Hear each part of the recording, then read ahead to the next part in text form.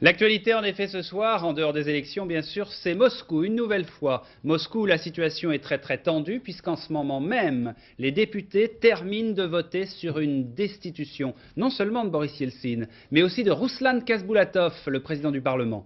Pourtant ce matin, on croyait la crise apaisée, mais le bras de fer a recommencé et les manifestations importantes ont eu lieu dans les rues. Marcel Tria, Moscou tout de suite. Yuri Loutchkov, le maire de Moscou, a bien fait les choses. Des bus pour permettre aux partisans de Boris Yeltsin de se réchauffer un peu. Ce sont eux qui se sont emparés aujourd'hui de la place Saint-Basile, entre le Kremlin où siège le Congrès et l'hôtel Rossia où logent les députés. Et pour les audacieux qui tentent d'aller de l'un à l'autre, surtout s'ils sont connus comme conservateurs, c'est à leurs risques et périls. Pendant ce temps, dans la salle Saint-Georges, les députés votent à bulletin secret sur la destitution de Boris Yeltsin à la majorité des 2/3 et sur celle de Rouslan Kasboulatov, le président du Parlement, à la majorité simple. Une procédure quelque peu compliquée. Celui qui est contre la destitution barre le mot pour et laisse le mot contre. Vous avez compris? Par un étrange retournement de situation, le plus menacé des deux n'est pas celui qu'on croit. Le Congrès s'est réuni pour discuter d'une tentative de coup d'État anticonstitutionnel. Et il va se terminer par la destitution du président du Soviet suprême. Les députés conservateurs ne lui ont pas pardonné d'avoir négocié cette nuit avec Boris Yeltsin une ultime tentative de compromis qu'ils ont massivement rejetée ce matin. La journée avait commencé dans l'ex-avenue Gorky par une manifestation monstre en faveur du président russe et de sa politique de réforme. Ils étaient sans doute près de 100 000. Une manifestation bon enfant malgré la peur du retour au passé. Sur la place du Manège se sont regroupées en début d'après-midi plusieurs manifestations de conservateurs. Communistes et nationalistes, ils n'étaient guère plus de 10 000 et leur mot d'ordre était souvent fortement teinté d'antisémitisme. À la mi-journée, Boris Yeltsin a rejoint les siens sur la place Saint-Basile pour leur promettre qu'il ne s'inclinerait pas en cas de destitution. Alors voilà donc ce qui s'est passé à Moscou aujourd'hui. En ce moment même, je vous le dis, les députés au Congrès votent. Le résultat du vote devrait être connu d'une minute à l'autre, mais on ne le connaît pas encore pour l'instant. Alors Georges Bortoli, revenons un peu sur cette journée. Qu'est-ce qui s'est passé? Parce qu'on croyait ce matin que c'était apaisé, que la crise était finie. Et puis tout d'un coup, c'est reparti.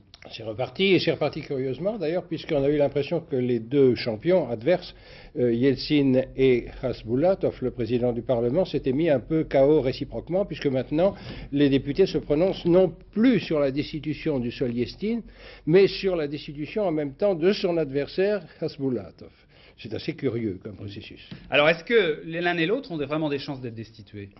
Khasboulatov, curieusement, est plus menacé maintenant parce que le président du Parlement peut être destitué à la majorité simple, tandis que pour destituer le président de la Russie, il faut une majorité des 2/3 qui va être très difficile à avoir. Donc Yeltsin a, de l'avis général, quelques chances de s'en sortir. Et essayons de voir, Georges, ce qui peut se passer. Donc, dans un premier cas, si par exemple Boris Yeltsin était destitué, ça devient très grave. Alors s'il était destitué, ça veut dire que le vice-président, c'est-à-dire le général Routskoy, prendrait la fonction par intérim, ce qui ne veut pas dire qu'il fera quelque chose de plus que Yeltsin, car la Constitution est ainsi faite que ni le Parlement ni le président n'ont de pouvoir, ou plutôt leur pouvoir s'annule réciproquement, donc c'est une pagaille complète, absolue, et ça dure depuis des mois.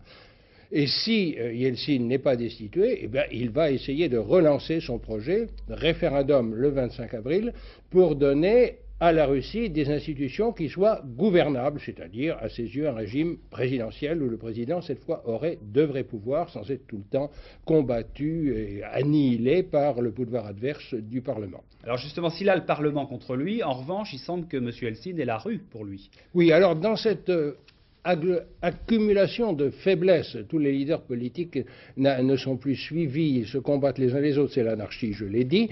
Dans cette accumulation de faiblesses, Yeltsin apparaît aujourd'hui un petit peu moins faible que les autres, en ce sens qu'il est un homme qui peut encore mobiliser dans les rues de Moscou entre 50 000 et 80 000 partisans en sa faveur, ce qui est tout de même loin d'être négligeable. Comme on l'a vu aujourd'hui. Alors dernier point, Georges, on vient d'avoir la réaction des Américains qui réaffirment leur soutien à Boris Yeltsin par la voix de Warren Christopher, le secrétaire d'État américain, donc le secrétaire d'État de Bill Clinton, bien sûr. Les Américains réaffirment leur soutien et ils disent que si Yeltsin est renversé, les enjeux sont énorme et pourrait ressurgir la menace nucléaire. Évidemment, parce que vous savez que Yeltsin a en face de lui une espèce d'association de communistes à l'ancienne et de nationalistes russes qui sont évidemment les uns et les autres très nationalistes, très partisans d'un pouvoir, d'une armée forte, etc. Merci Georges. Et bien sûr, dès que nous avons les résultats de ce scrutin, peut-être même avant la fin de ce journal raccourci, nous vous les donnerons avec Marcel Tria en direct de Moscou. Le reste de l'actualité, c'est cette nouvelle affaire en Italie, et cette fois, elle a réussi à surprendre même les Italiens. Giulio Andreotti, l'ancien président du Conseil, est soumis à une enquête pour, je cite, activité mafieuse. Un dossier de 200 pages a déjà été établi et une demande de levée de son immunité parlementaire a été faite. Ce sont des repentis d'anciens mafieux qui ont bénéficié d'une remise de peine en échange d'informations. Des repentis donc qui accusent M. Andreotti. Mais pas seulement des repentis, l'ancien maire de Palerme, lui aussi, porte des accusations contre Andreotti. Écoutez.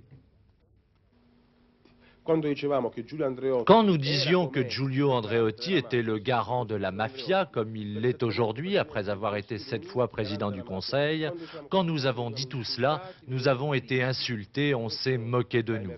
Maintenant, c'est un fait acquis pour la justice également, et nous sommes satisfaits de voir qu'enfin, tout le monde admet que le régime que nous avions était un régime corrompu.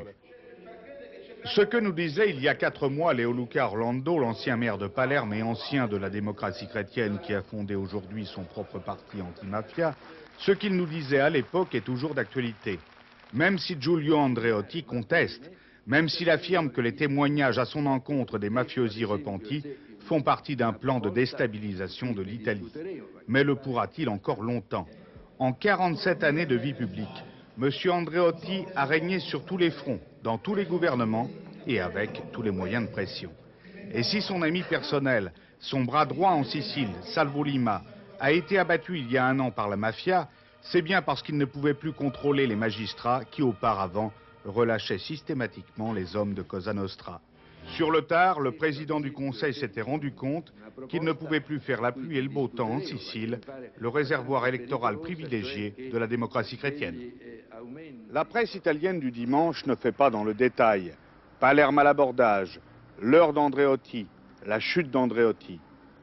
Le problème est de savoir aujourd'hui ce qu'il y a exactement dans les 200 pages de dossier envoyés par les magistrats de Palerme. S'il ne s'agit que de complicité passive, disons que c'est banal en Italie. S'il s'agit en revanche de complicité active, la démocratie chrétienne est vraiment entrée dans un piège. En Somalie, les 15 factions rivales sont parvenues hier soir à un accord sur un désarmement du pays et sur la mise en place d'un gouvernement intérimaire, un gouvernement de 2 ans sous contrôle des Nations Unies. En Bosnie, cessez-le-feu précaire. Depuis midi, vous le savez, le cessez-le-feu a été en principe accepté par toutes les parties. Aujourd'hui à midi donc. Pour l'instant, il a été à peu près respecté, même si vous allez le voir sur ces images, des tirs à Sarajevo, 5 minutes juste avant le cessez-le-feu, ont fait 3 morts. À Tuzla aussi, il y a eu des tirs après le cessez-le-feu sur des hélicoptères de l'ONU qui ont été seulement légèrement endommagés. Pour le reste, c'est la trêve, donc une trêve précaire, même si cette trêve semble due plutôt à la neige qui paralyse le pays. Mais il faut tout de même espérer. Et j'ajoute enfin que le général Morillon estime de son côté qu'il a gagné son pari de désenclaver Srebrenica.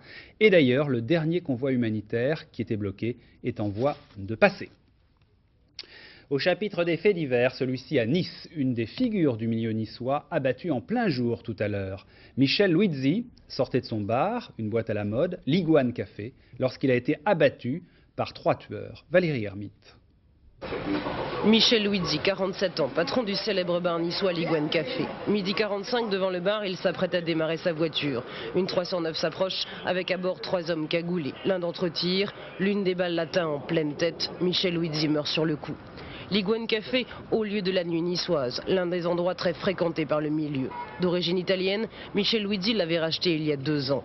Il était connu des services de police, impliqué en son temps dans le gang des Italo-Grenoblois. Revenu d'Italie après sa condamnation, il avait repris cette affaire. Ce même bar où en octobre 89, l'ancien patron Sébastien Bonventre était abattu de 12 balles par des tueurs en moto.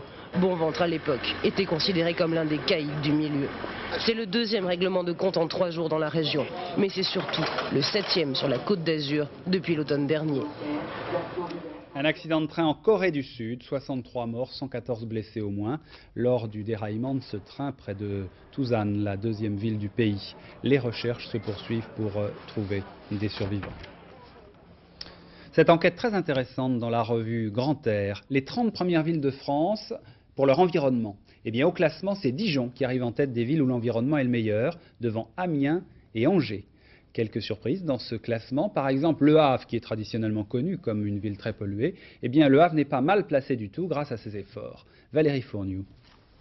Le grand handicap du Havre, des kilomètres de tuyauterie aux émanations malodorantes qui gâchent malgré tous les efforts autant la vue des habitants que l'air qu'ils respirent.